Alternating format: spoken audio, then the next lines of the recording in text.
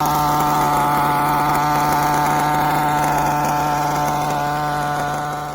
up, YouTube? It's COH Racing back here. This is Chad Hess. Today I'm bringing you an unboxing video of a new buggy that I just got today. We're going to go ahead and unbox that, show you what's included in the kit, and I'm also going to show you a couple of the spare parts that I purchased with this kit, why I purchased it, what I'm going to be using it for that's upcoming, and just the rest of the equipment that's going to be put into it, electronics, engine, things of those sorts. So, without further ado, let's get into it. It is the RC8. I know it only says RC8 on there. It was a little weird. But on the back, on the side of the box, it's the RC8 B3.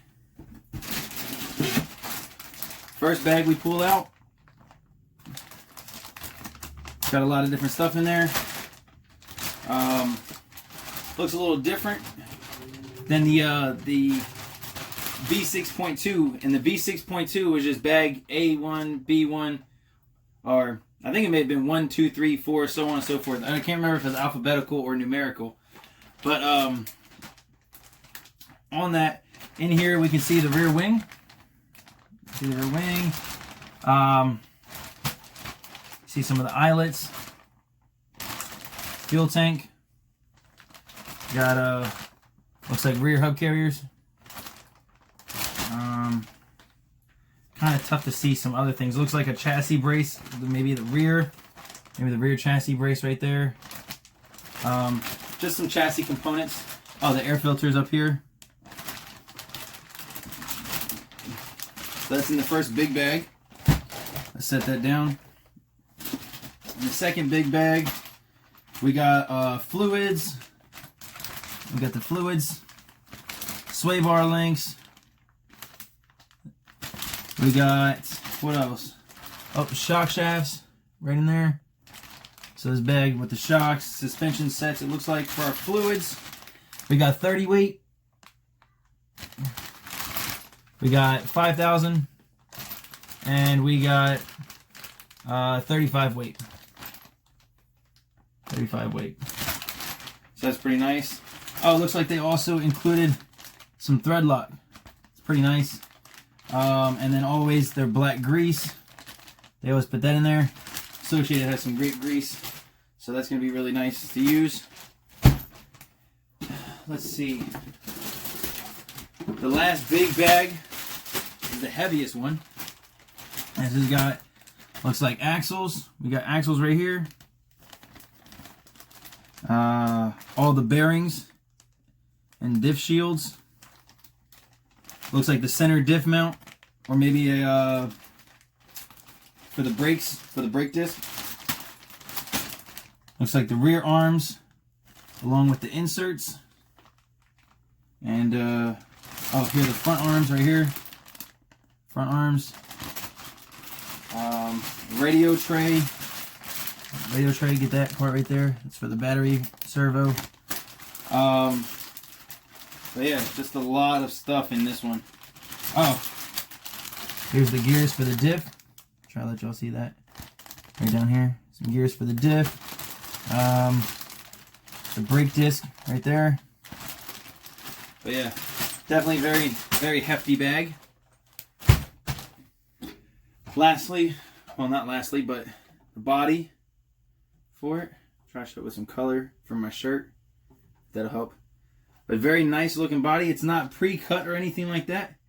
We got the front nose piece right here that we're going to screw onto the car. It is marked though. So if you run an antenna, it has the antenna mount, or sorry, the antenna hole right there. A little tough to see. Let's see if I can see it for you guys. Right there. The antenna hole right there. That's pre-dimpled. The rear and front body mounts are, as well as the front window for the fuel tank and rear section of the body for the engine head to stick out, engine cooling head. But it's a very nice looking body, looks very aerodynamic. Should be pretty nice in my classic fluorescent yellow scheme. Very bright on the track, I'm hoping. Definitely want to be able to be seen. Here we got the chassis. Looks like they milled out a spot for almost every component in the car, so to speak. We got the engine cutout over here. You got the receiver, which is really weird because it's not really going to do a whole lot. It's not going to sit down that low, and they're not even that heavy. Most receivers are really super light. For the 2 servos, I guess in case if you run a normal size servo instead of a low pro. And then it's milled out for the diffs, front and rear. Super nice. Bottom of the chassis, everything just looks beautiful. I love that color that Associated puts on their chassis. I'm not gonna lie with you guys, I'm colorblind, so I really don't know what color it is, but it's still a beautiful color. And then the very last bag, as always, looks like maybe wing mount screws right there, some 3M tape, body mask, some zip ties, I'm assuming for the fuel lid, so you can pull up on it and get your quick fill. Always some beautiful stickers. This is throwing me a little bit because it has a fuel tank in the car, but I guess they did this just to, you know, depending on what buggy you get. They got 3.2 and 3.2E stickers, so that's really nice of them. Always with the Reedy 30-time IFMAR champions, so that's really nice. Very beautiful instructions. 3.2 kit. So this is definitely the nitro version, but it's kind of weird. They send you the stickers for the E, but you know, Associated knows what they're doing. They've been doing it for a while. So equipment for what I'm running: the ProTech RC Sure Start. This starter box has got 2 ginormous 750 motors in there, and it is set up for 2 battery packs. I might go ahead and just have a separate battery pack, but I'm probably just going to cut one of those ends off and then run my ProTech 4S LiPo starter box battery. It's worked out real nice in the R3 starter box for the Mugen, so I'm just going to use that battery just to put in here. The starter box came with all the separate mounts and different things that you may need to make sure that your buggy fits on there correctly the right time every time. And then of course the instruction manual. For electronics, you know, I'm going to put in the MyLabs transponder. I'm going to put in the Sanwa wireless antenna receiver. This is the RX482. I'm going to put that in there. For servos, SC1268 servo, and the Savix SC1267 servo. And we're going to go ahead and use both of these, throttle and steering.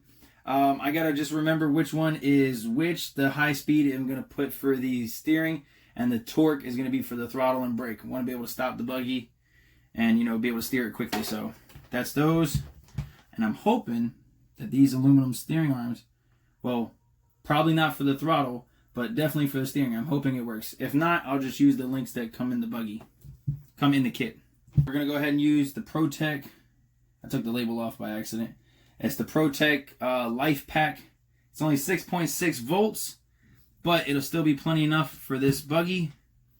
Not trying to go incredibly fast, not trying to have super high speed steering.